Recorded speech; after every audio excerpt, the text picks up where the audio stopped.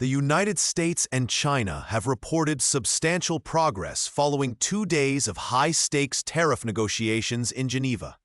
U.S. Treasury Secretary Scott Bessent and Trade Representative Jamieson Greer, along with China's Vice Premier He Lifeng, described the discussions as productive, though specific details remain undisclosed pending a scheduled briefing. The talks aim to address the substantial U.S. trade deficit with China, which reached a record $263 billion last year, and to de-escalate a trade war that has disrupted global markets.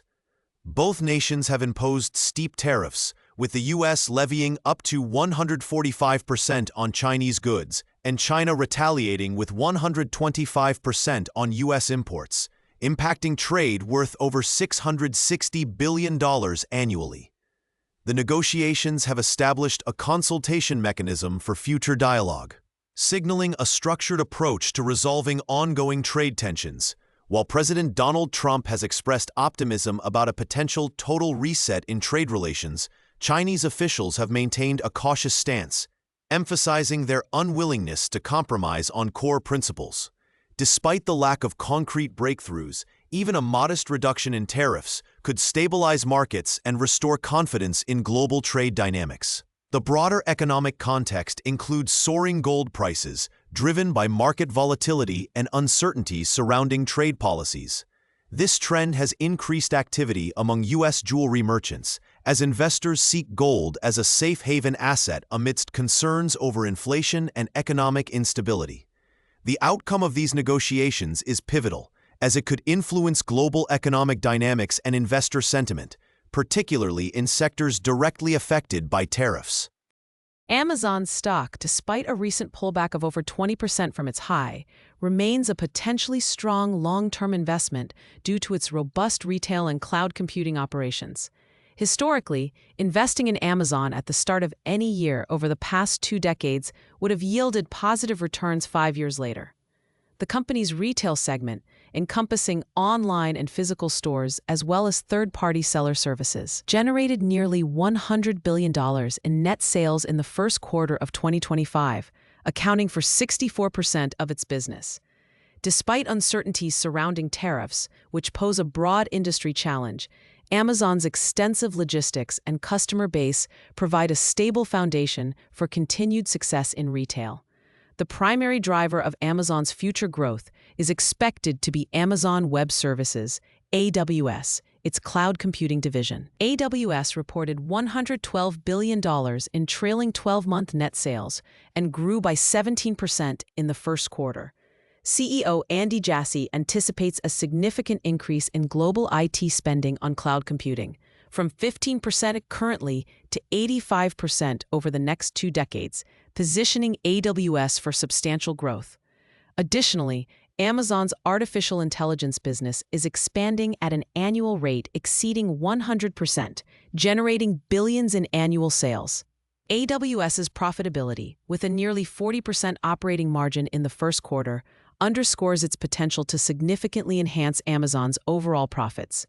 As IT spending shifts to the cloud and AI continues to grow, Amazon's profits are projected to rise, supporting the case for the stock as a long-term buy. India and the European Union (EU) are set to engage in the 11th round of negotiations for a free trade agreement (FTA) in New Delhi, aiming to finalize the first phase by May 16th. This 2-phase negotiation approach, similar to India's recent trade deals with Australia and the US, is designed to address key trade issues amidst a complex global trade environment influenced by previous U.S. tariff policies. The initial phase will focus on areas of mutual agreement, such as market access for goods and services, investment, and government procurement, while more complex issues will be tackled in the second phase, expected to conclude by the end of the year. The FTA holds significant potential for enhancing India's export competitiveness in the EU market, particularly for goods like ready-made garments, pharmaceuticals, and steel.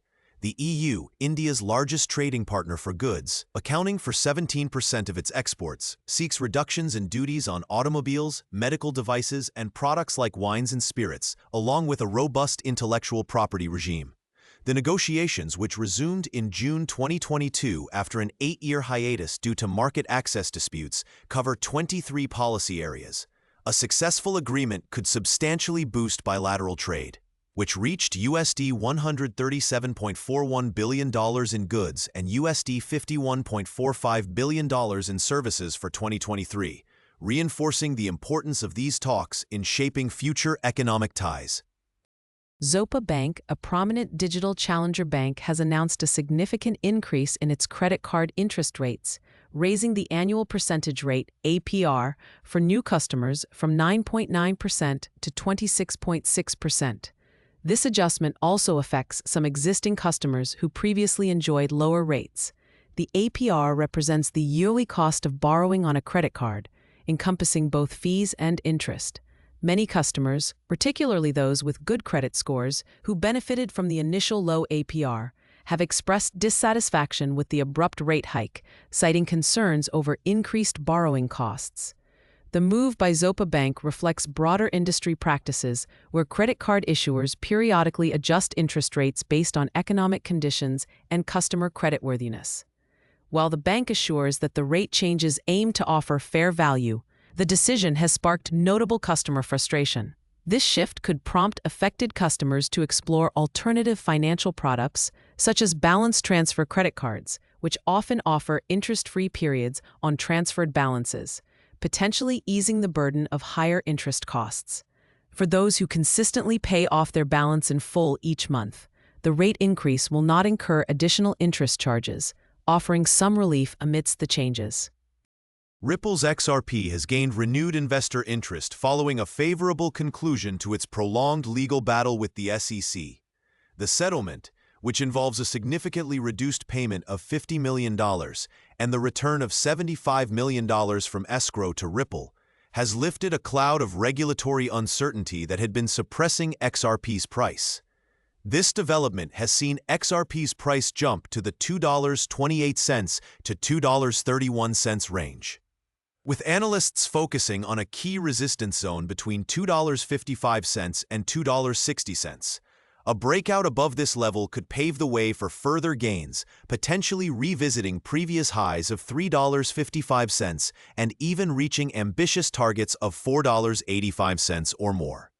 While XRP is poised for potential growth, attention is also drawn to Remitix, RTX, an emerging player in the crypto space with a mission to revolutionize the global payments and remittance market. Its PayFi protocol, which allows seamless crypto-to-fiat transactions across over 30 countries, has garnered significant investor interest, raising over $14.8 million in its presale.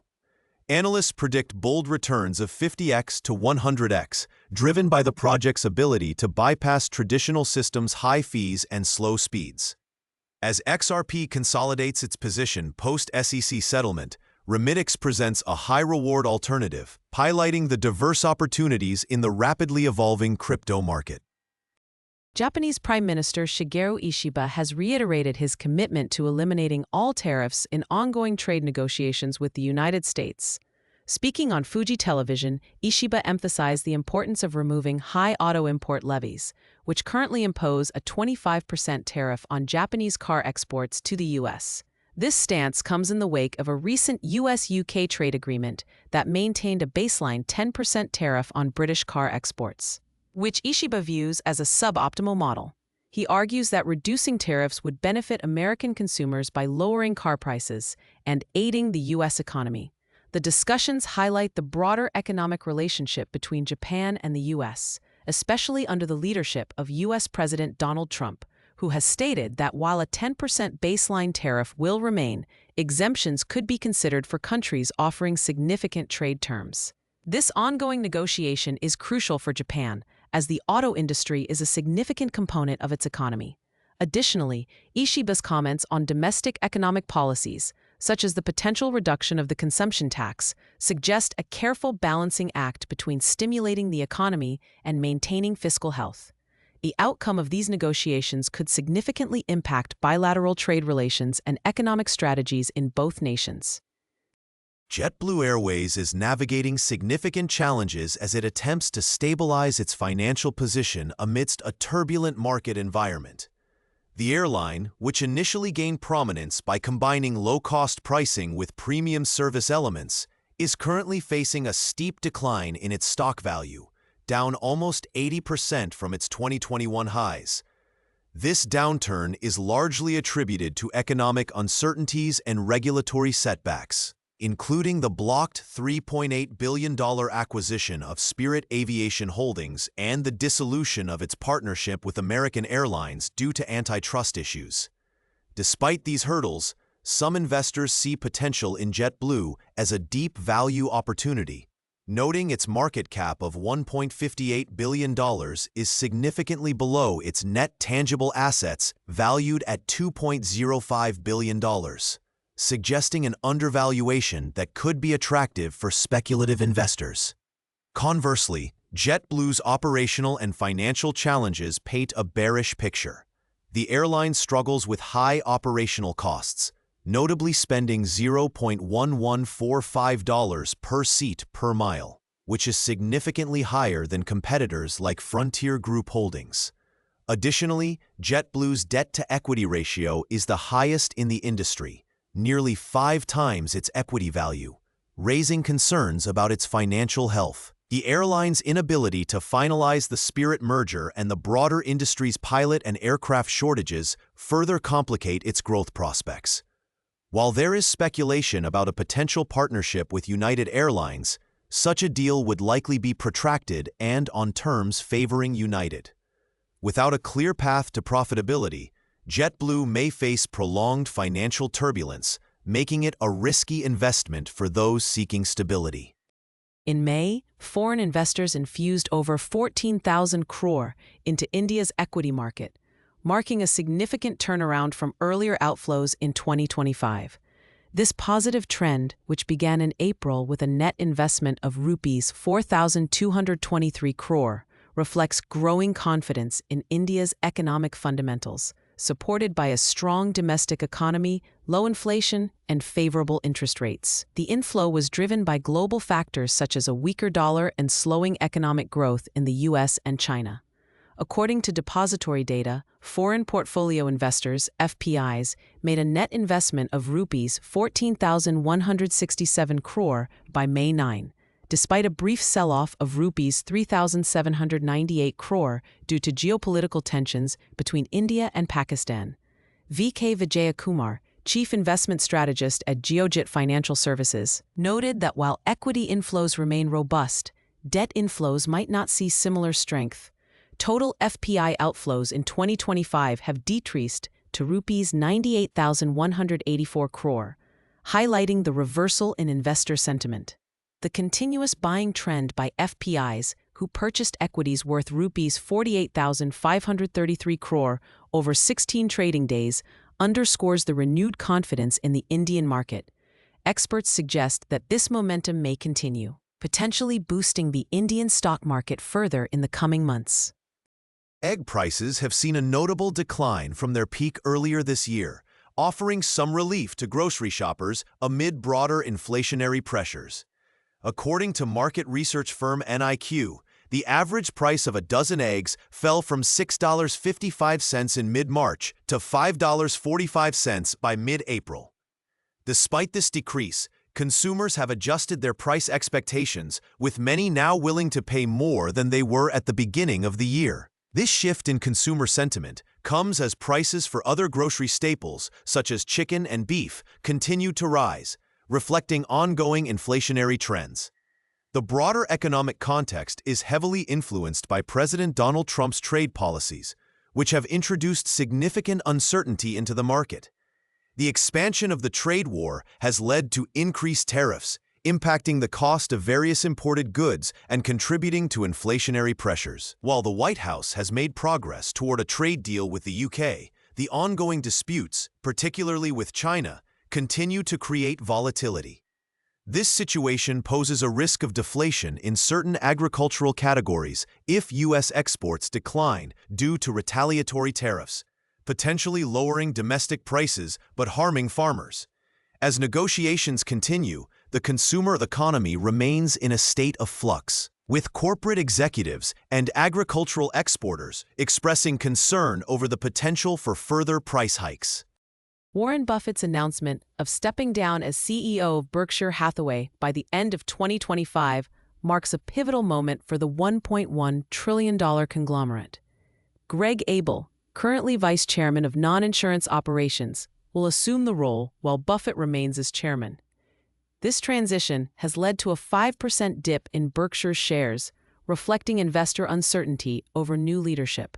However, Abel's capital allocation strategy, emphasizing reinvestment in existing businesses, acquisitions, and partial stakes in publicly traded companies, aligns closely with Buffett's long-standing approach, suggesting continuity in Berkshire's investment philosophy.